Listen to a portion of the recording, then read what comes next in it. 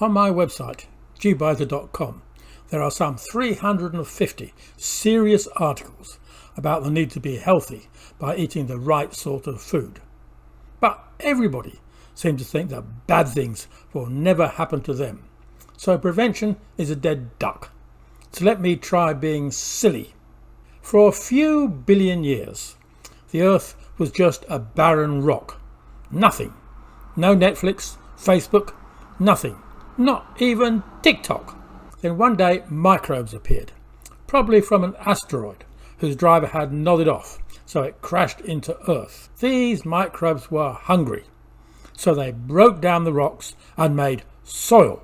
And plants came along and thought this soil was a pretty good place to live. Then some animals came along and ate the plants, which are full of microbes. So some microbes ended up in the tummy of these animals, and they thought it a pretty nifty place.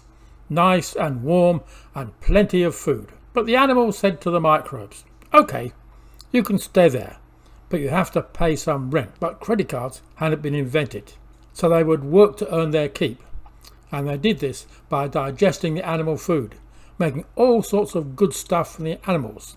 And as they were living in the tummy, they also took on the job of regulating appetite, sending out hormones when the pantry shelves got a bit low, and other hormones when all the shelves were full and there was nowhere to put another thing. This was the deal of the millennium. But there was one funny animal who decided to stop feeding the microbes.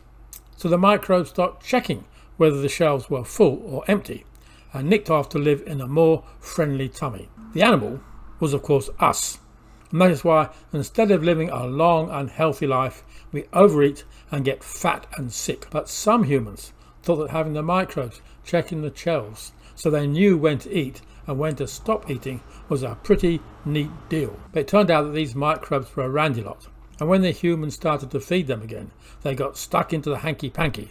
So soon there were plenty of microbes, and the humans lived to a ripe old age, fit and healthy to the very end. If you like this story and want some nice friendly microbes in your tummy, better have a Bo Peep at gbiotica.com.